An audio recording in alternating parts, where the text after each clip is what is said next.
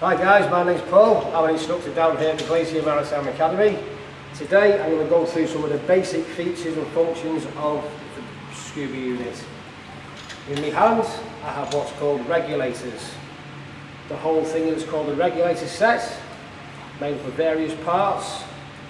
The main part being the first stage, which reduces the high pressure out of the cylinder down to an intermediate pressure, which is roughly 10 to 12 bar above ambient. On the end of our hoses we have a primary regulator, which reduces the high pressure from the first stage down to breathing or ambient pressure of the water. Okay, the yellow one is exactly the same, just a different colour, sometimes referred to as the octopus or the alternate air source. Okay, another one is the SPG, which is similar to the fuel gauge on our car, tells us how much air we've got. The red zone, the caution zone, telling us that we need to be leaving the water. Alright, sometimes you have three dials. First one's pressure, second depth, sometimes you have a compass on the back. The other hoses are low pressure inflator hoses, which connect to the BCD or to a dry suit, to put air or inflate the BCD or dry suit.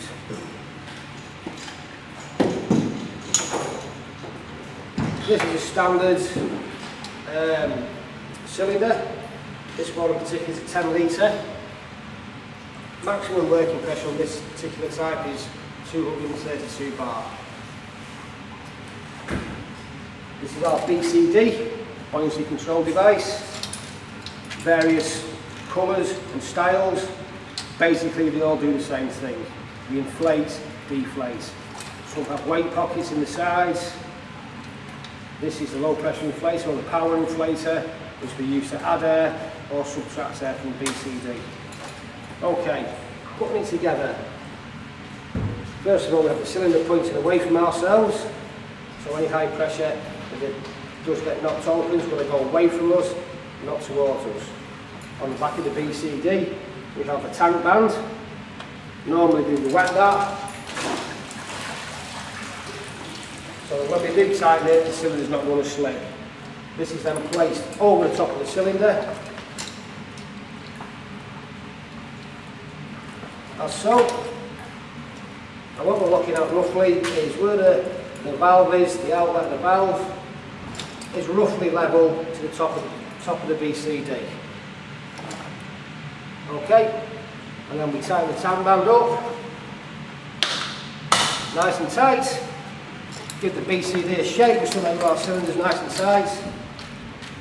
Fine. Okay. Then we take our regulators,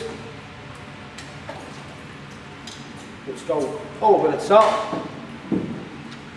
The rubber O-ring needs to go to this part of the regulator.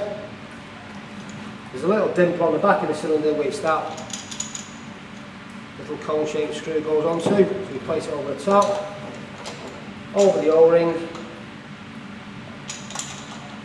and tighten it up just finger tight. Okay. Then we take our low pressure inflator, which connects to our power inflator or our low pressure inflator hose. Clip it in, so it doesn't get tangled up in anything. Do the little Velcro clip, keep it nice and tidy. Then we're ready to turn it on. Important when you do turn these on, we've got high pressure coming straight through the cylinder, straight up this hose into our pressure gauge. So we need to make sure when we turn it on, there's no cracks, and we're not looking at it in case the glass does break on us, okay? So what we tend to do is put that against the cylinder, and then we open the air valve on the cylinder nice and slow, to pressurise the system. Open it all the way up, turn it back quarter of a turn, and check we've got air in our cylinder, which we have. Okay, now we need to go through testing the equipment. Okay, first thing we do, we check the BCD is working. So we inflate the BCD. Okay, we know it's inflating that way. We check we can deflate, which we can.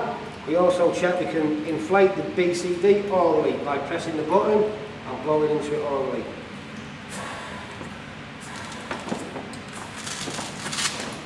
Okay, that works fine. There's another dump called the quick dump, which the wire runs inside the inflator hose.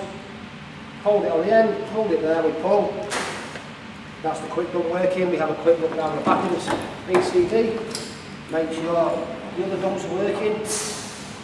Okay, good, they're all working fine. Now we need to check our regulators are working. First of all, check our primary. We always look at the gauge when we're checking cylinders, just to make sure that the needle is not moving down as we're breathing. So we blow and a couple of good breaths.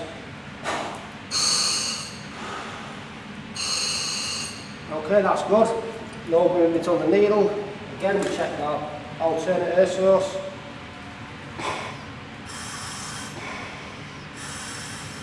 And that's fine, that's all ready to go. So all we do now, we put everything neatly inside. We'll lie it down on the top of the cylinder and fasten it all together to keep it all nice and tidy, and that's ready to go.